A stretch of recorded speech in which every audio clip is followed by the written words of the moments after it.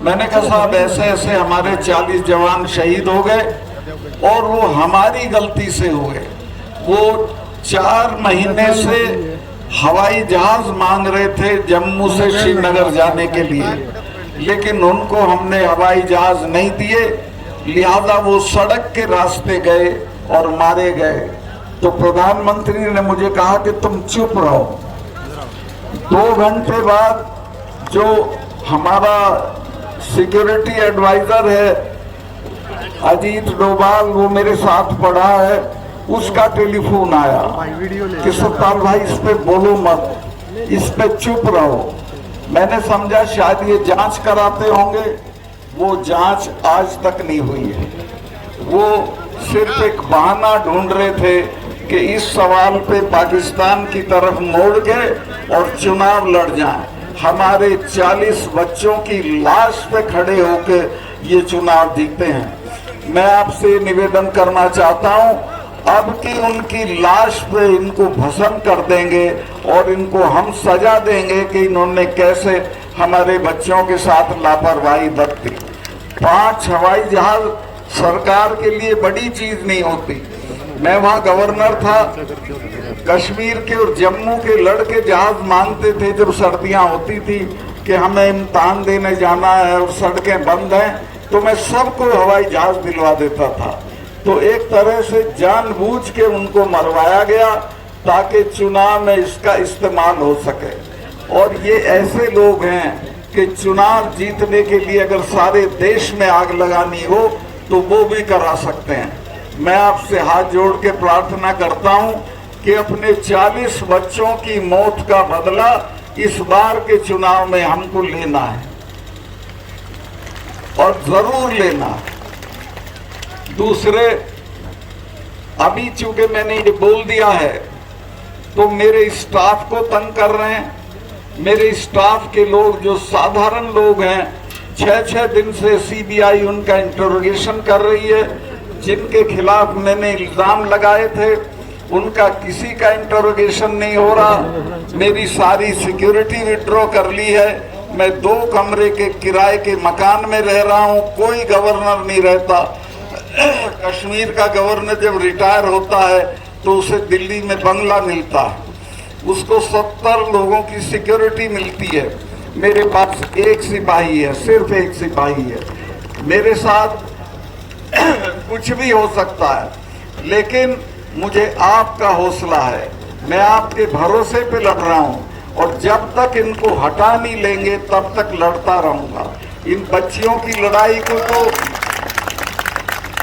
हम जरूर जीत लेंगे, मुझे कोई शुबा नहीं है। जिस तरह से देश भर में इनके लिए हमदर्दी है, ये कामयाब होंगी और कोई रोक नहीं सकता। किसानों के मामले में जब 4 महीने तक किसान पड़े रहे बॉर्डर पे, तो मैं मिलने गया प्रधानमंत्री से। जेब में इस्तीफा ले गया था गवर्नरशिप का। मैंने कहा कि साहब ये 4 महीने से पड़े हैं, इनसे कोई बातचीत कर लो। तो बहुत घमंड में थे, बोले कि चले जाएंगे सतपाल। मुझे गुस्सा आया। मैंने कहा साहब आप इनको जानते नहीं है, तब जाएंगे जब आप चले जाओगे। ये जो सिख भाई हैं, इनके तो गुरु ने अपने 4-4 साहबजादे शहीद करा दिए थे, समझौता नहीं किया था। जब मिसेज गांधी ने ब्लू स्टार किया, उसके बाद 1 महीने तक अपने फार्म हाउस पे महामृत्युंजय का पाठ कराया था। अरुण नेहरू उनके भतीजे थे, मेरे दोस्त थे। उन्होंने पूछा बुआ आप तो इसको नहीं मानती थी? तो उसने कहा तुम्हें पता नहीं है, जिसने इनका स्वर्ण मंदिर छुआ है वो जिंदा नहीं है, ये मुझे मारेंगे। और वो मारी गई, जनरल वैद्य मारे गए। और ये जो 3 कानून वापस हुए हैं, ये समझ लेना ये हमारे कहने से नहीं हुए, ये डर में हुए।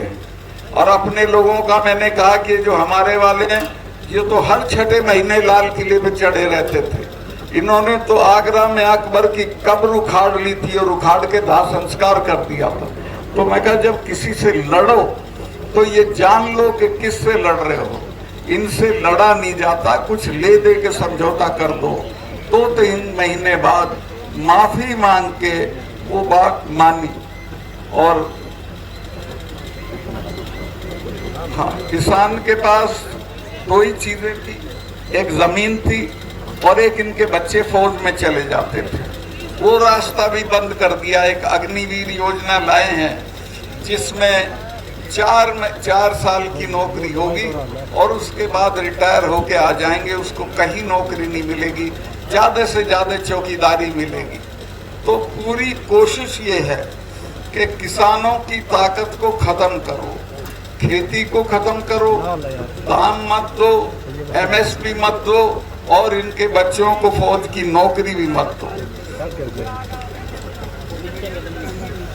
मैं बहुत लंबा नहीं करना चाहता हूं। मैं कश्मीर में था जब धारा 370 हटी थी। महबूबा ये कहती थी कि जिस दिन ये धारा 370 हटेगी खून की नदियां बह जाएंगी। दिल्ली वाले भी डरे हुए थे, वो भी कहते थे 70 कैसे होगा। मैं कहा आप छोड़ो मेरे पे, मैं आप इसको हटाओ। और वो मेरी दस्तखत से हटनी थी। मैंने चिट्ठी भेजी, मेरे चीफ सेक्रेटरी ने कहा कि मलिक साहब यहाँ तो बहुत खून कच्चर होगा, 1000 आदमी मारना पड़ेगा, यहाँ के लोग तो हथियार छीन लेंगे, थानों में घुस जाएंगे। मैंने कहा कि तुम चुप रहो, चिड़िया भी नहीं बोलेगी। मैंने 4 एक्स चीफ मिनिस्टर गिरफ्तार किए, कुत्ता भी नहीं भौंका, कोई उनके उसमें नहीं आया हक में, क्योंकि मैंने 4 महीने तक ये किया था कि सबको अपना टेलीफोन नंबर दे रखा था। 2:30 बजे भी फोन आता था, मैं सुनता था। राजभवन मैंने खोल रखा था, जो जब आना चाहे आए, मैं मिलूंगा। और नतीजा ये हो गया था। और लोगों को मैंने समझाया कि ये 250 टेररिस्ट हैं, इनको लेके तुम दुनिया की दूसरे नंबर की फौज से लड़ के क्या हासिल कर लोगे, सिवाय ये मारे जाएंगे चिड़िया की तरह और कुछ नहीं होगा। बातचीत से सब कुछ हो सकता है। और मैं कई नेताओं के बच्चे तो लंदन में पढ़ रहे हैं, तुम्हारे मरते तुम क्यों बेवकूफ़ी करते हो। वो बात उनकी समझ में आ गई थी। और जब ये पकड़े गए तो किसी ने कुछ नहीं किया। मुझे ऐसे फोन जरूर आए कि साहब इन्हें अभी आसानी से मत छोड़ना, थोड़ा देर से छोड़ना। एनीवे, जो होना था वहाँ के बहुत सारे काम है, मैं क्या गिनवाऊँ, ये मौका नहीं है। लेकिन मैं ये कहना चाहता हूँ कि देश में इस वक्त एक बहुत ही निर्लज और बहुत ही क्रूर सरकार है, जिसको लोगों की किसी तकलीफ से कोई मतलब नहीं है। ये बच्चियां जब जीत के आती हैं तो इन्हें अपने बंगले पे बुला के फोटो कराता है, चाय पिलाता है और कहता है हमारी बच्चियां जीत के आ गई। और अब ये पढ़ी हैं तो इनकी कोई सुध नहीं ले रहा है। तो ऐसे लोगों से निजात पाना है, इनको हटाना है, किसी भी कीमत पे हटाना है। और मैं आश्वस्त हूँ, मुझे पूरे देश से जिस तरह के संदेश आ रहे हैं, जो आपकी मैं भीड़ देखी, ये अद्वितीय है, अभूतपूर्व भीड़ है। लेकिन ऐसा मत समझना कि बाकी जगह में नहीं है। पूरे देश में लोगों के आग लगी हुई है इन बच्चियों के सवाल पे, किसानों के सवाल पे।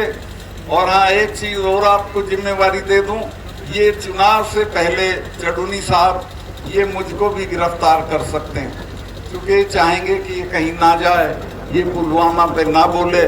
तो जब मैं गिरफ्तार हूँ तो मैं आपसे कोई ये तवक्को नहीं करता हूँ कि क्या करना है, ये आप मेरे से बेहतर जानते हो। दूसरे